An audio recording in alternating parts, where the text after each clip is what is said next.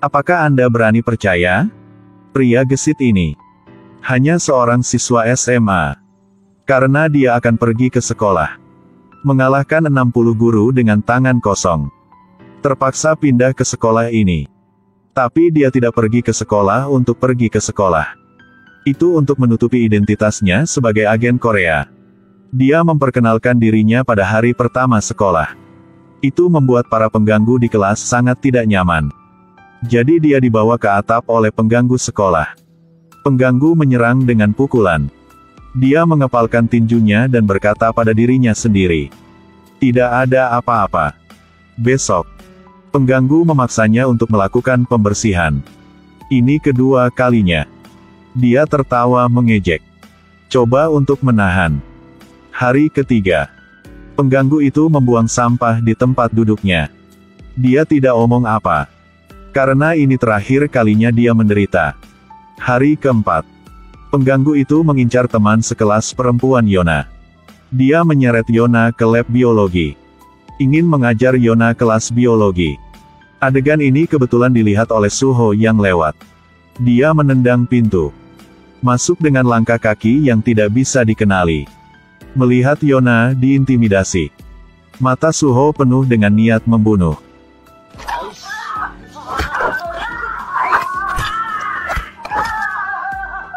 Pengganggu tidak tahu kekuatan mereka sendiri. 2 pukulan sekaligus. Kekuatan Suho luar biasa. Langsung mematahkan lengan pengganggu. Para preman dipukuli dan diteriaki. Suho menyelamatkan gadis itu. Dia juga menjadi terkenal. Mulai sekarang, pengganggu tidak akan pernah berani memprovokasi Suho lagi. Semua orang menyerahkan tempat duduk mereka ketika mereka melihatnya. Sebagai agen rahasia, Suho. Setelah sekolah, dia juga harus menyelesaikan misi yang diberikan kepadanya oleh organisasi. Target dari misi ini adalah seorang pembunuh dengan nama Sandi Harimau Siberia. Suho pergi ke toko lotere untuk pertama kalinya. Begitu memasuki pintu, berkata Harimau Raja Surga dan Bumi. Bos segera memahami perumpamaan itu. Dengan cerdik mengeluarkan tiket lotre dan ponsel. Setelah Suho menghubungi pihak lain. Pergi ke toko roti. Ucapkan kata Harimau Raja Surga dan Bumi lagi. Pemilik toko roti juga langsung mengerti. Berikan Suho sekotak kue. Suho langsung mengeluarkan pistol dari kue dengan tangannya. 30 peluru dibuang dan semuanya dimuat. Pagi. Dia pergi ke gym tinju. Tidak omong apa. Memegang orang paruh baya dan memukuli mereka dengan brutal.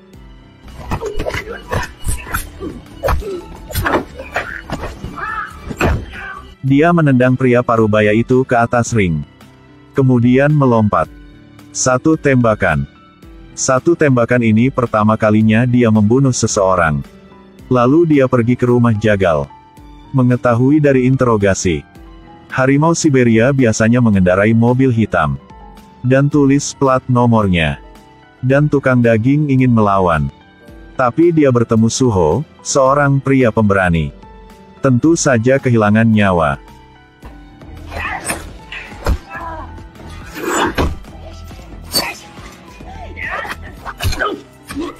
Lalu Suho pergi ke tempat parkir. Cari plat nomor 1 persatu. Sangat cepat menemukannya. Tapi sekarang dia masih tidak tahu. Pencarian ini akan memberinya bencana total. Saat menunggu lampu lalu lintas di persimpangan. 2 orang saling berhadapan. Harimau Siberia segera merasakan bahaya. Saat ketika Suho hendak memegang pistol. Dia menggunakan kakinya untuk menginjak pedal gas untuk keluar. Bahkan tidak menembakkan pistol. Pada akhirnya, dia mengarahkan lurus ke roda depan dan menembak langsung. Mobil kehilangan kendali dan menabrak tangki air sebelum berhenti. Suho memakai topinya. Berencana untuk melanjutkan dan mengirimnya kembali ke Taitin. Tetapi orang-orang di sekitar terlihat lebih dan lebih. Ada juga sekelompok siswa yang mengambil gambar dan syuting. Dia harus menyerah. Tapi tak terduga. Momen ini menyebabkan dia 3 bencana lagi. Sampai malam. Darah harimau Siberia membasuh keluarga Suho. Kedua orang tua angkatnya terbunuh. Ketika Suho pulang dari sekolah, ketajaman tangan si pembunuh membuatnya merasa ada bahaya di dalam ruangan. Dia dengan hati-hati berjalan keluar ke ruang tamu. Memang harimau Siberia sedang duduk di sofa menunggunya. Suho membuka kancing jaketnya. Langsung ke harimau Siberia. Berani mencari pintu lagi. Jadi dia tidak akan tanpa ampun. Anggap saja sebagai konfrontasi head to head. Suho yang belum dewasa tidak akan menjadi lawannya. Siapa tahu setelah perang, keahlian Suho tersembunyi di atasnya.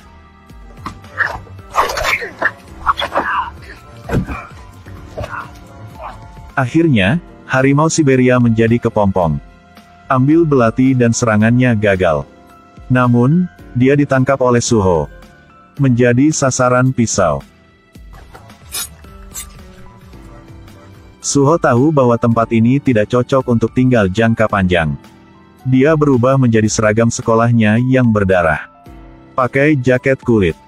Setelah mengucapkan selamat tinggal kepada orang tua angkat, potong pipa gas. Masukkan pisau ke dalam microwave. Kemudian setelah menyalakan saklar, pergi.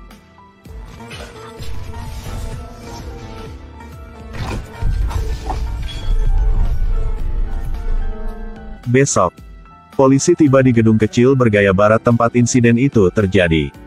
Tidak sengaja menemukan seragam sekolah dan nama Suho. Kembali ke kantor polisi. Polisi menemukan semua informasi tentang Suho. Identitasnya juga telah terungkap secara resmi. Suho juga tahu identitasnya telah terungkap. Dia hanya dapat menemukan neneknya. Nenek adalah hubungan rahasia Korea. Suho kembali ke tempat neneknya untuk menetap. Suatu hari, Suho menerima misi baru. Ternyata orang tua angkatnya terbunuh kemarin. Pada saat yang sama, 30 miliar akun organisasi juga dirampok. Organisasi memerintahkannya untuk mendapatkan uangnya kembali. Maka dia bisa pensiun. Pulanglah dan jalani hidupmu sendiri dengan adik. Pada titik ini, pria berkacamata mengubah semua uang menjadi berlian. Seorang pejabat tinggi sedang mencoba untuk mengambil berlian itu. Suho masuk sendirian. Mengambil keuntungan dari medan untuk membunuh beberapa penjaga. Kemudian luncurkan granat untuk membunuh pejabat tinggi. Orang yang memakai kacamata mungkin selamat. Sembunyikan berlian. Tapi bagaimana ini bisa lepas dari mata Suho? Misi selesai. Suho juga bisa pulang dengan lancar. Sebuah perahu akan membawanya pulang. Dia akhirnya menghela nafas lega. Tapi siapa yang tahu? Tanpa diduga ditusuk oleh paru-paru tukang perahu. Dia dengan marah bertanya. Pada akhirnya, siapa yang membuatnya? Tidak ada agen yang kembali ke Korea hidup-hidup. Apakah Anda pikir Anda bisa keluar dari sini hidup-hidup? Dia dengan marah bertanya. Pada akhirnya, siapa yang membuatnya? Tidak ada agen yang kembali ke Korea hidup-hidup. Apakah Anda pikir Anda bisa keluar dari sini hidup-hidup? Suho akhirnya melawan dan membunuhnya. Dia sangat kecewa dengan negaranya. Melalui malam, dia tidak punya apa lagi. Tidak punya rumah. Tidak punya orang tua. Bahkan nenek terdekat pun telah tiada. Dia hanya bisa berlari. Menyeret tubuh yang terluka dan berlari tanpa tujuan. Tanpa sadar, dia pergi ke rumah Yona, yang telah dia selamatkan. Ini adalah satu-satunya harapannya. Saat Yona melihatnya, Suho sudah koma dan tidak bangun. Saat ini, pemberitahuan buronan Suho sedang disiarkan di TV. Baru saat itulah Yona mengetahui identitas asli Suho. Dia tidak memanggil polisi, tapi merawatnya. Stabilisasi cedera Suho. Besok, ponsel Suho berdering lagi. Superior mengancam kehidupan saudara perempuan. Memaksanya untuk membawa berlian ke lokasi yang ditentukan. Suho tahu tindakan ini kurang lebih baik. Dia tidak mengucapkan selamat tinggal pada Yona. Berkendara sendiri. Dia mengikuti bawahannya ke lokasi yang ditentukan. Suho bertemu atasannya. Lihat juga adik. Dia mengeluarkan batu. Ingin bertukar saudara perempuan sesegera mungkin. Tapi tujuan atasan bukan hanya berlian, tapi nyawa Suho juga. Tepat ketika bawahan di samping bersiap untuk menyerang dari belakang, polisi tiba tepat pada waktunya. Pistol yang membunuh bawahan. Melihat perilakunya terungkap, pertempuran senjata pecah. Adik Suho hampir terluka. Ini membuat Suho sangat khawatir.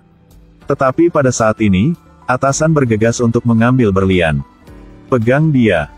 Saat ini, polisi datang dalam jumlah besar. Taeyok segera pergi ketika dia melihat ini. Suho berjuang untuk melarikan diri dari atasannya. Cepat mengejar adik perempuan tepat di depan mata. Tapi dia tidak berdaya. Untungnya, polisi memblokir jalan keluar. Hentikan mobil agar tidak kabur. Suho melihat adiknya dalam bahaya.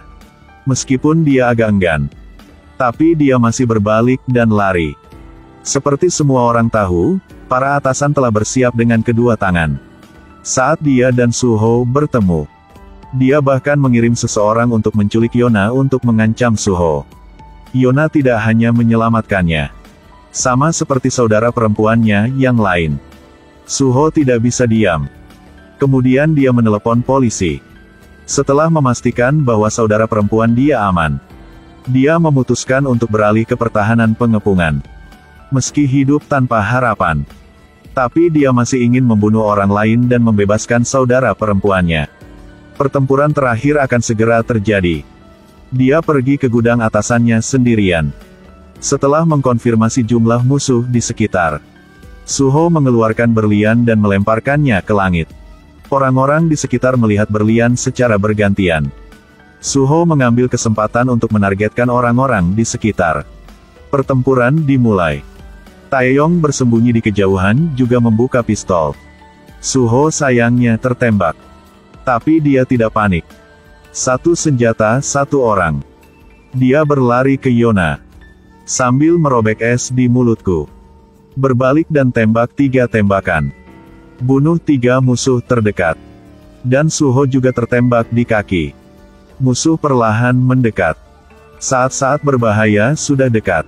Suho membuang ranselnya. Tepat di sebelah tangki bensin. Dia memeluk Yona. Tekan detonator.